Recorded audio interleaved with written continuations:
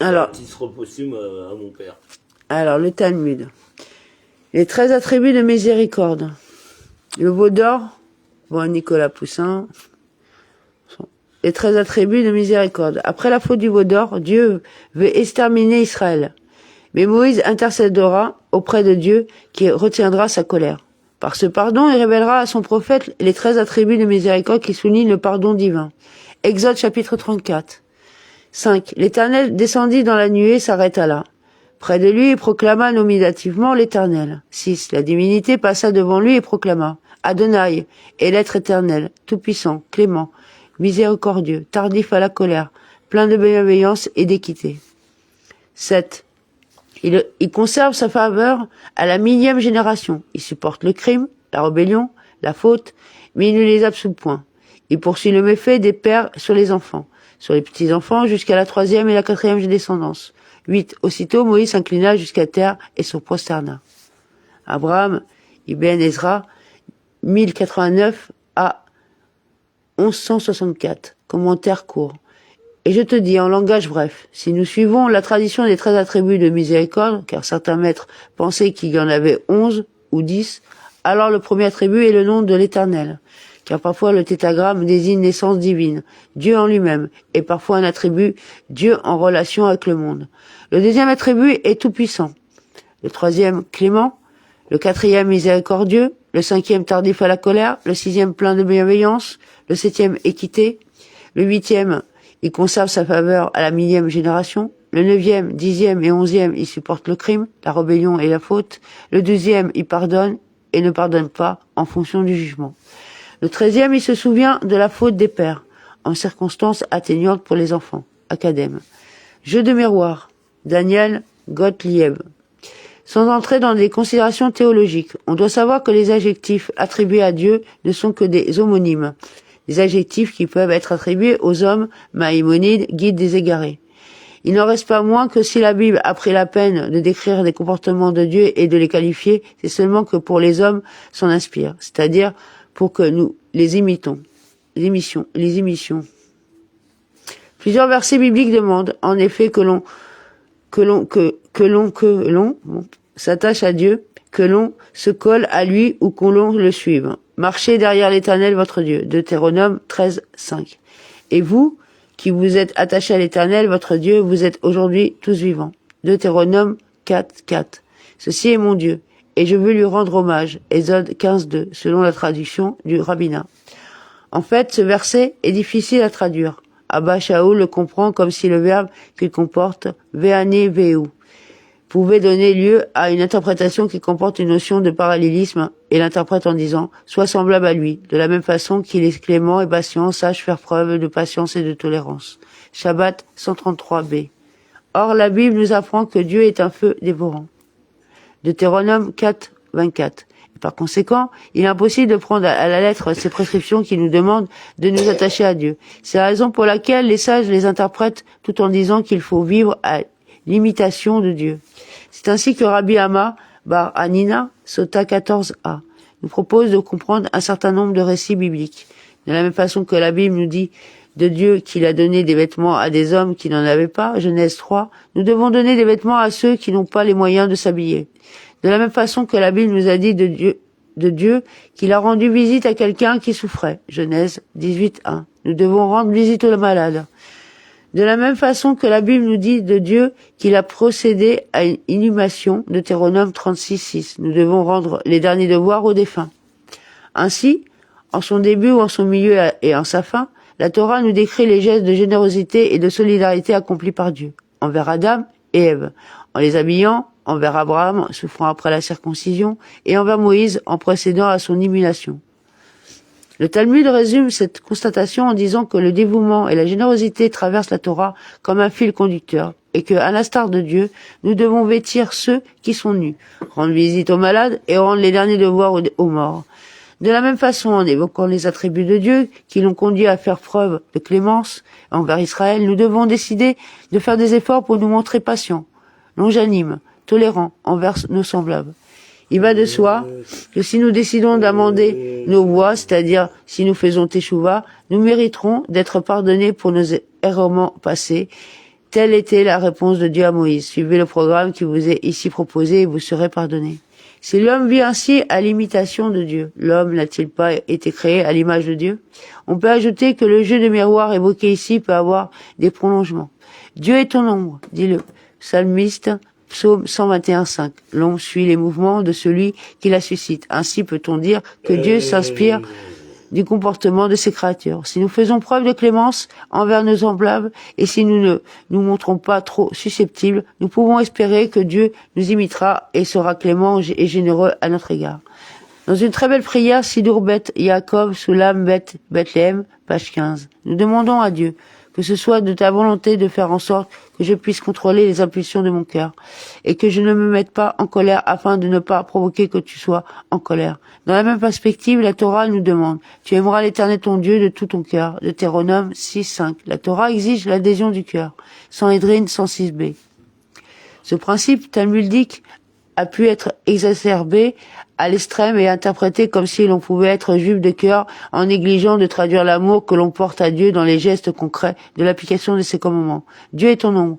Cela signifie que Dieu se comporte à mon égard de la manière dont je me comporte vis-à-vis de lui. Si nous nous contentons de l'aimer dans notre cœur, nous risquons de voir Dieu devenir un Dieu amour, qui aime ses créatures sans leur prodiguer les marques concrètes de sa bienveillance que nous ne cessons de solliciter dans nos prières, sans qu'il soit nécessaire de passer par le biais de commentaires ou d'interprétations où on trouve cette idée formulée explicitement dans le texte biblique. Dieu veut savoir ce qu'il y a dans ton cœur, si tu observes ses commandements ou pas. Deutéronome 8:2. L'amour de Dieu dans son cœur se prouve par l'accomplissement de ses commandements. La récitation des attributs de Dieu dans la liturgie de la période des Sélirot et de Yom Kippour ne doit donc pas se limiter à une lecture machinale, strictement rituelle. Elle doit nous inviter à remettre en cause notre façon d'être, à décider de n'agir qu'avec la volonté de bien faire et de faire le bien pour donner à Dieu des arguments pour qu'il ne se comporte envers nous qu'avec faveur. Même si le texte biblique nous parle de Dieu, nous ne devons pas avoir la prétention de croire que nous pouvons le connaître ou le comprendre. La Bible nous enseigne ce que nous devons faire pour répondre à l'attente de celui qui nous a créés à son image. Donc là, c'est tableau des 13 attributs, dit-il David. Alors, 1, éternel. Comme chacun le sait, la Torah nomme Dieu par plusieurs noms, chacun représentant une facette du divin. Dans le cas si présent, le tétragramme est utilisé. La première fois que nous trouvons cette appellation dans la Bible, c'est après la création. Durant la création, l'appellation Elohim est utilisée. Rachi, dans son commentaire de Bereshit, explique: l'intention première de Dieu avait été de créer le monde selon l'attribut de justice, Elohim étant le nom de Dieu lorsqu'il exerce la justice. Mais il s'est rendu compte qu'il ne subsisterait pas. Aussi a-t-il fait passer au premier plan l'attribut de miséricorde, l'Éternel étant le nom de Dieu lorsqu'il agit avec miséricorde, et l'a-t-il associé à celui de la justice. C'est ainsi qu'il est écrit le jour où Éternel Elohim fit terre et cieux, Bereshit 1:1. L'appellation éternelle, Adoshem, est donc bien l'appellation se référant à Dieu exerçant la miséricorde. Nous remarquons que Moïse répète 2 fois Éternel. Nos sages nous enseignent que le premier Adoshem fait référence à l'homme avant la faute. L'homme a de mauvaises pensées, des mauvais penchants qui vont l'emmener à la faute. Mais malgré cela, Dieu est miséricordieux. Avant le péché, il ne tient pas en compte des crimes qui seront commis dans le futur, ni des pensées immorales qui ont conduit au péché. 2. Éternel. Le deuxième Adoshem fait référence à Dieu, envers l'homme qui a fait teshuva après la faute. Si une personne fait une teshuva sincère et regrette réellement son acte, Dieu redevient exactement le même qu'il était envers l'homme avant la faute, c'est-à-dire le Dieu miséricordieux. On voit ici une qualité strictement divine. Aucun homme ne peut prétendre rester exactement le même envers autrui après que celui-ci se soit excusé. Une trace même infime de rancœur reste toujours. 3. Dieu. Raphaël Shishon Hirsch explique elle comme source première de toute force, comme origine de tout mouvement, dispensant et manifestant la force. Elle se rapporte donc à la toute-puissance divine qu'il met au service de ses qualités d'amour. 4. Miséricordieux. Dans ce 4e attribut, nous invoquons implicitement la miséricorde de Dieu. Je voudrais mettre en relief la différence existant entre Mida Araraim, Ramim, terme hébraïque, et miséricorde, un mot français correspondant. Tout d'abord, d'un point de vue strictement étymologique, nous retrouvons dans le terme français la notion de misère. Un des synonymes donnés à la miséricorde est bien la pitié. Miséricorde est donc associée à la compassion pour la misère d'autrui. Or, en hébreu, raramim a la même racine que rerem, l'utérus, qui est l'organe qui donne la vie. Or, le don de la vie dans la tradition juive est l'acte même de chesed, générosité, bonté. Il y a donc dans la racine de raramim une idée de bonté. À la fin de sa première lecture, talmudique, Lévinas définit cette notion de raramim. Mais justice stricte, même flanque, de bonté gratuite et d'humilité ne suffit pas à être un juif. Il faut que la justice elle-même soit déjà mêlée de bonté. Et c'est ce mélange que désigne le mot raramim, que nous avons mal traduit par pitié. Il s'agit de cette forme spéciale de pitié qui va vers celui qui subit les rigueurs de la loi. 4 lectures talmudiques, Lévinas. Rahamim, c'est donc savoir, connaître la pitié et être capable d'actes gratuits au moment du jugement. 5. Et gracieux. Le mot Hanoun est proche de Inam. En hébreu, la gratuité. Dieu attribue sa grâce gratuitement sans aucune contrepartie de mérite personnel. 6. Longanime, littéralement long à la colère. Rachi explique, il garde longtemps sa colère et ne se hâte pas pour punir. Peut-être fera-t-il pénitence. On voit ici une forme très particulière de miséricorde. Dieu nous laisse une chance, ou plutôt nous laisse du temps pour regretter nos actes et ainsi de faire teshuva.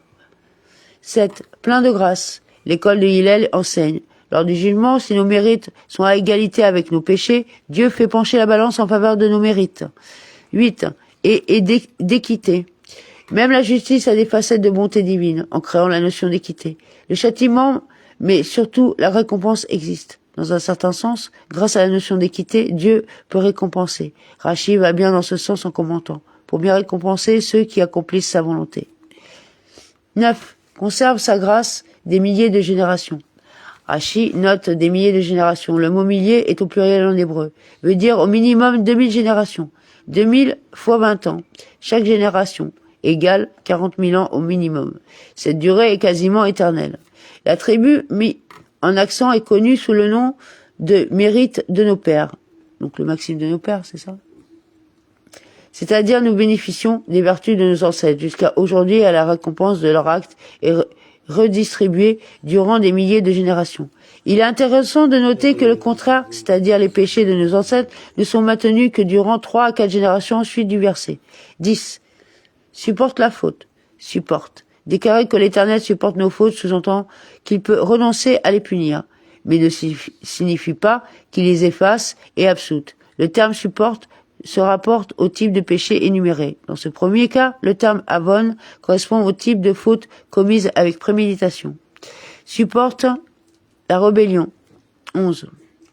Dieu supporte aussi les péchas, fautes commises par rébellion envers lui. Supporte le péché. Dieu supporte les rata'a, fautes commises par légèreté ou inadvertance. 13. Innocente, qui nettoie. Pour celui qui a fait teshuva et uniquement pour celui-ci, Dieu nettoie, efface et l'innocente de sa faute. Dans la suite du pasuk, phrase de la Torah, il est écrit « Il ne n'innocentera pas », faisant référence à ceux qui ne font pas teshuva. La teshuva est donc un acte indispensable de chacun d'entre nous pour obtenir la grâce divine. David Saba. Amen. Voilà.